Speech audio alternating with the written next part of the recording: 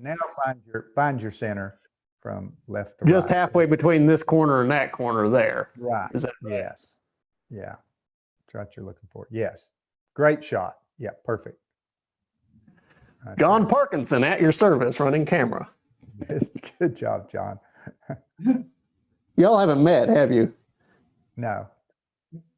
Yeah, John, well, before COVID, travels around the country with Lee Nielsen, doing demonstrations with folks.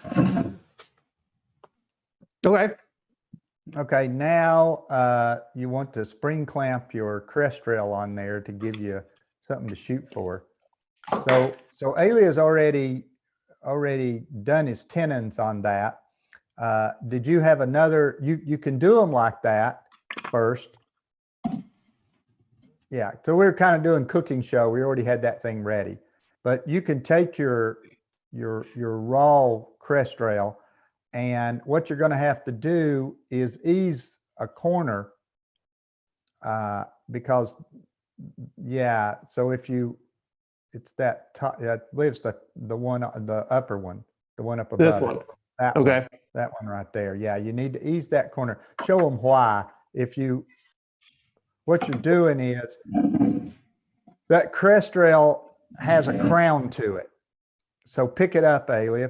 Pick up that crest rail with your left hand and crown it. There you go. Right there you go. Right. Yeah.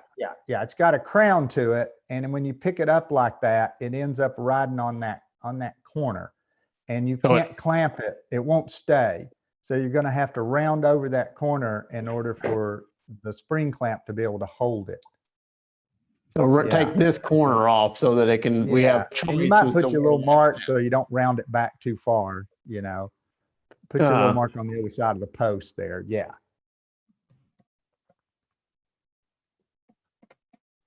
Okay. And so I decided it was this corner. Okay.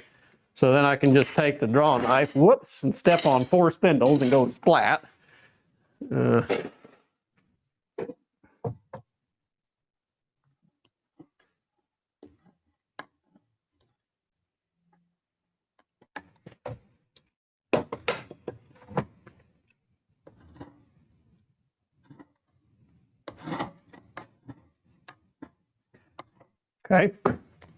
Now take 2 spring clamps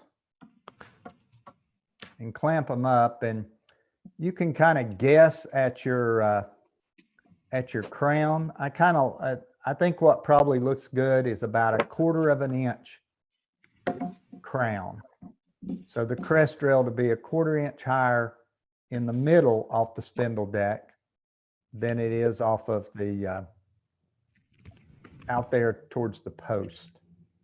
So here we're at, let's see, are you going off a spindle location down here on the seat, I guess? It doesn't, just kind of vertical. 19. Try to get it vertical. Yeah, so it needs to go up. Okay, that's about 1/4 inch, I guess. Okay, there you go. You got it. So pretty. Does that look like the crown looks good to you, or is flat? That looks a little flat to me, but that's hard to say because I'm looking at it in the film. Right, and I need to get further away from it, which means you can't see it, but it looks like a healthy crown to me. Okay, good. Yeah, if it's 1/4 inch, it's good. So I should have told you to put your spring clamps on the inside, but they might not be in your way. You think they're in your way there? No, to bore that hole. Okay. No, I think I'm okay. Okay, so now just take your 3/8 inch auger bit and your bit brace.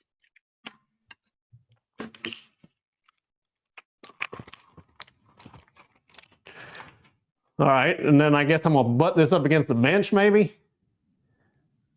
You can. Okay. I just put my that one of the advantages with the auger bit, and I've mentioned this before when we were putting together the undercarriage, is it doesn't require any pressure except just to get started, as opposed to working with a cordless drill and a brad point. Just as soon as it gets started, let off the pressure and it'll pull itself right through. So what Ailey is going to do now is he's going to use the crest rail as his guide for both angles.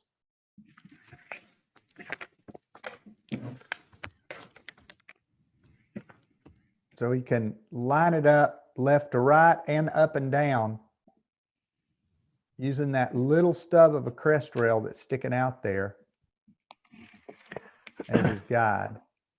And so I'm butting the bit brace up against my leg, and my leg's touching the ground, or in this case, it's touching the stretcher to keep the chair from sliding away from me. And so that gives me a consistent height. So once I set the height, I lock my knee and my ankle, and that way I've got the vertical measurement set by my leg. It's not going to change. So it's right there. So I just leave it on there. And now I can just worry about my side-to-side measurement. This bit stripped out.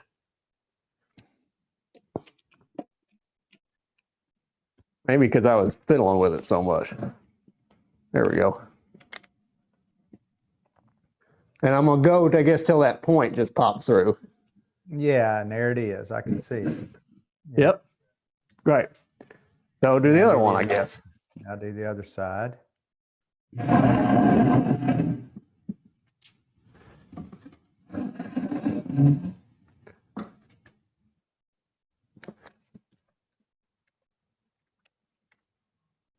So I get it to where it just starts cutting, and then I take my head down here to where I can see whether it's parallel.